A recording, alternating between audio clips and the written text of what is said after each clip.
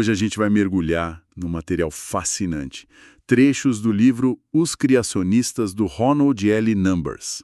É uma pesquisa histórica super detalhada, né?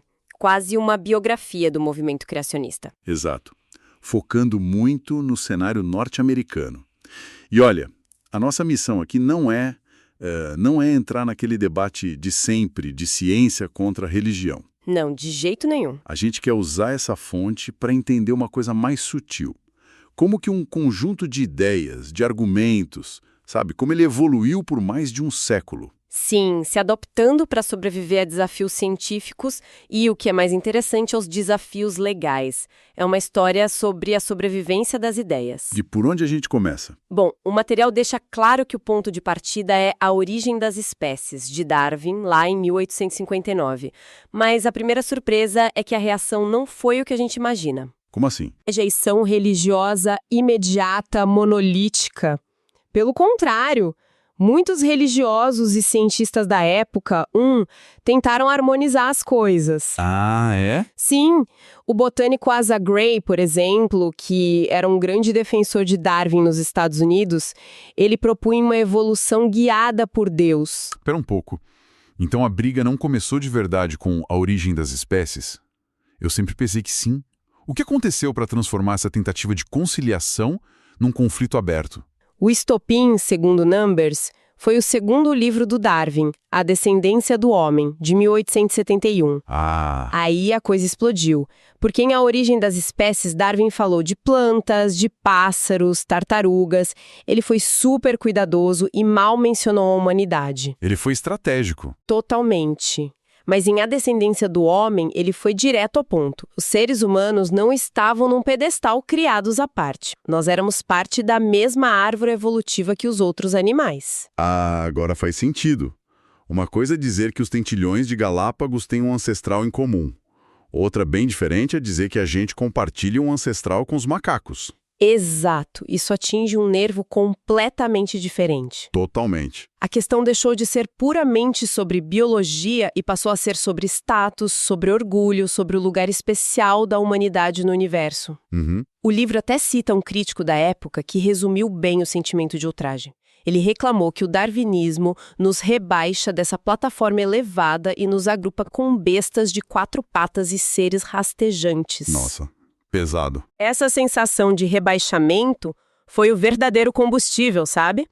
A batalha não era sobre a origem das espécies, era sobre a natureza da humanidade. Ok, então temos o gatilho emocional, teológico, mas como isso sai dos sermões e dos debates acadêmicos e vira uma causa política nacional?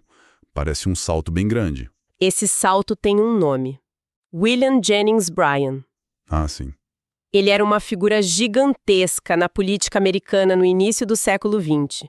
Foi secretário de Estado, 3 vezes candidato à presidência. Um populista com poder de oratória, assim, imenso. E para ele, a evolução não era só uma teoria científica errada. Não, era uma ameaça moral e social à nação. Uma ameaça. Isso parece um pouco estranho. Como ele conectou uma teoria biológica com a decadência da sociedade? Qual era a lógica dele? Ele traçou uma linha direta. Para o Bryan, a ideia de sobrevivência do mais apto, quando você aplica isso na sociedade, justifica a lei do mais forte. Certo. Ele conectou essa ideia ao militarismo alemão, que ele acreditava ter sido um dos combustíveis da Primeira Guerra Mundial. Faz sentido, na lógica dele. Pois é. Ele dizia que essa filosofia do poder faz o direito minava a moralidade cristã que prega o cuidado com os fracos. A evolução, para ele, era uma lei da selva que estava envenenando a civilização. E ele não ficou só na teoria, né? O material menciona que ele usava uns exemplos bem chocantes para ilustrar o ponto dele. Sim, e de forma muito eficaz. O exemplo mais famoso que o livro cita é o caso de Leopold e Loeb, em 1924. Lembro desse caso. 2 jovens universitários brilhantes de famílias ricas que sequestraram e assassinaram um garoto de 14 anos a sangue frio, só para provar que conseguiam cometer o crime perfeito. Que horror! E durante o julgamento, a defesa argumentou que eles foram influenciados por leituras de filosofia nietzschiana que o Bryan via como uma extensão do darwinismo. Ele usou esse caso em discursos por todo o país como um exemplo terrível do que acontecia quando a juventude aprendia que não existia moralidade divina. Exatamente, apenas a luta pela sobrevivência. Que timing! E o que estava acontecendo na educação americana nessa época que tornou essa mensagem tão potente? Esse é o ponto crucial. O início do século XX foi a era da expansão massiva do ensino médio público nos Estados Unidos. Ah, claro. Pela primeira vez na história, um número enorme de adolescentes estava tendo aulas de biologia. E os novos livros didáticos estavam começando a incluir a teoria da evolução. Então, de repente, o darwinismo não era mais um conceito abstrato. Não era. Estava sendo ensinado para os filhos da nação. Para o Bryan e o movimento fundamentalista, o campo de batalha tinha se mudado para a sala de aula. E a estratégia deles mudou junto. Totalmente.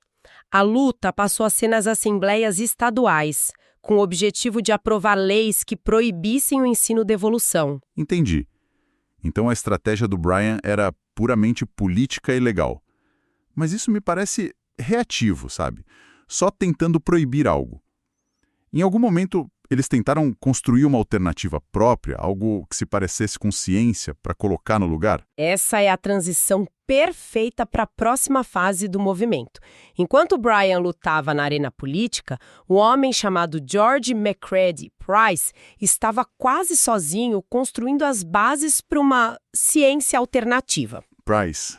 Ele era um geólogo autodidata, um adventista do sétimo dia, e ele percebeu que não bastava dizer não para a evolução.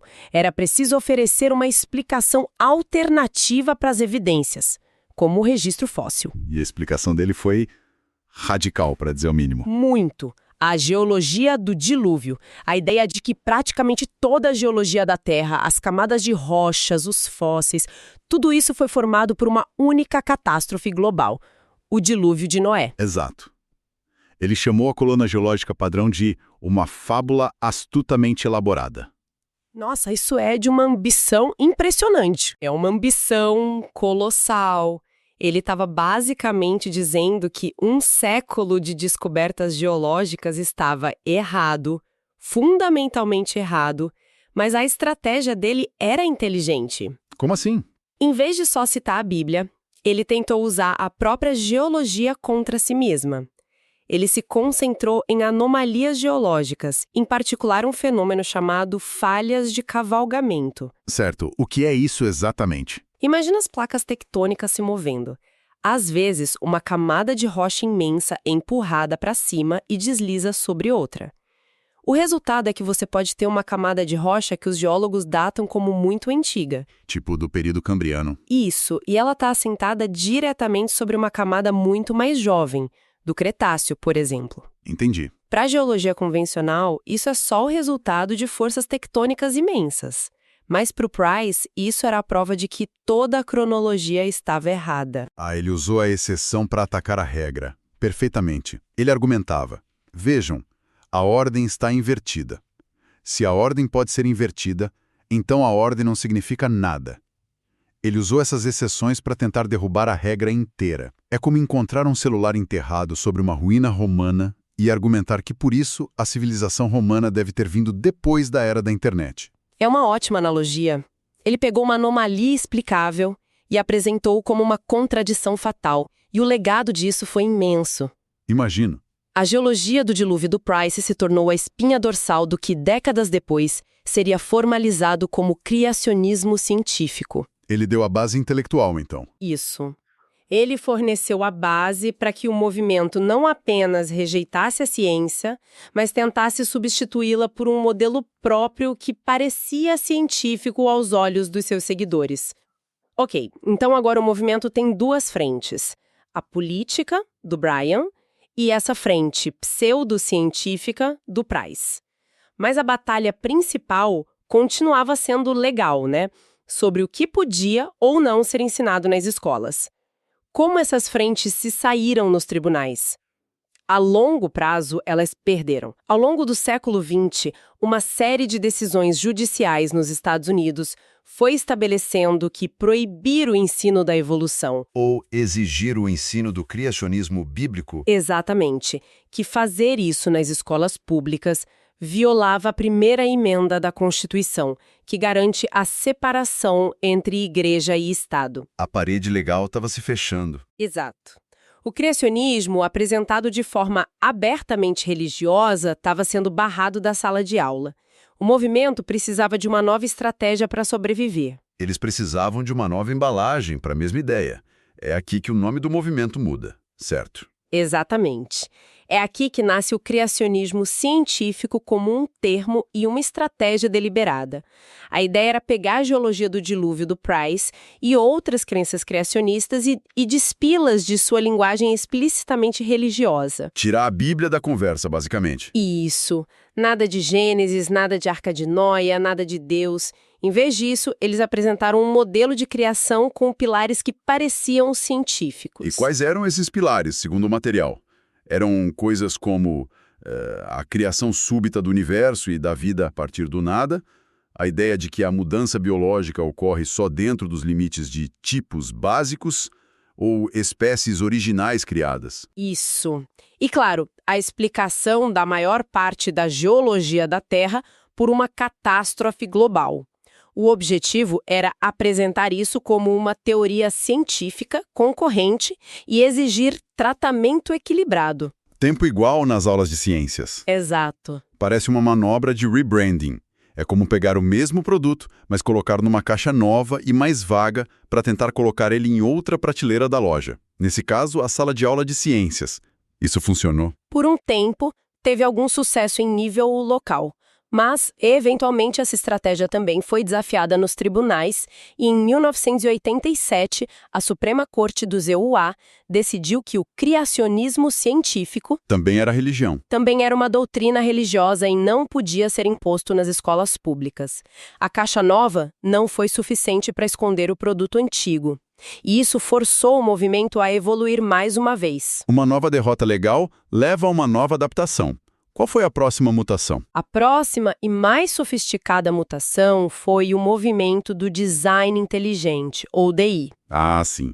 A estratégia aqui foi se afastar ainda mais de qualquer alegação sobre a história da Terra ou o dilúvio e focar num conceito da bioquímica, a complexidade irredutível, popularizada pelo Michael Behe, a analogia da ratoeira, certo? A ideia de que alguns sistemas biológicos são como uma ratoeira. Você precisa de todas as peças ao mesmo tempo para que funcione. Exatamente. Se tirar uma peça, não funciona. Portanto, não poderia ter evoluído passo a passo. Tinha que ter sido criado de uma vez só. Isso. Behe usou o exemplo do flagelo bacteriano, uma espécie de motor de polpa molecular. Ele argumentou que algo tão complexo não poderia ter surgido por seleção natural e, portanto, deve ter sido projetado por uma inteligência. E o que é crucial aí é a linguagem, é a chave. O designer é mantido propositalmente vago e não identificado. Pode ser Deus, podem ser alienígenas, pode ser qualquer coisa. Eles removeram qualquer referência que pudesse ser ligada a uma religião específica. E o material que a gente analisou tem um exemplo inacreditável de quão deliberada foi essa mudança de linguagem. É um dos mais reveladores. O livro fala sobre um livro didático pró-DI chamado Of Pandas and People. Os pesquisadores conseguiram acesso a rascunhos desse livro de antes da decisão da Suprema Corte de 1987. Aqui barrou o criacionismo científico. Exato. Nesses rascunhos, o livro usava livremente termos como criação e criacionistas.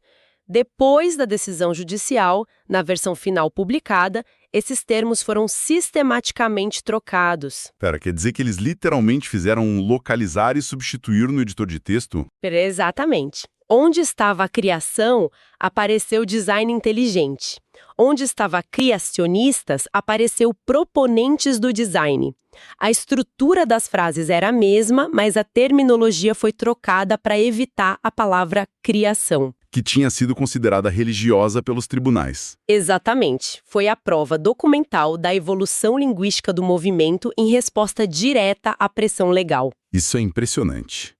E essa estratégia tão cuidadosamente elaborada foi finalmente testada num grande julgamento, o caso de Dover em 2005. O que aconteceu lá? O julgamento de Dover foi o teste final para o design inteligente. Um conselho escolar na Pensilvânia tentou obrigar os professores a apresentar o DI como uma alternativa à evolução. E o caso foi para um juiz federal. Isso. Um juiz conservador nomeado pelo presidente George W. Bush, aliás. E a decisão dele foi absolutamente demolidora. Depois de ouvir todas as evidências, incluindo a história dos rascunhos de Pandas and People. Ele não comprou a ideia. De jeito nenhum.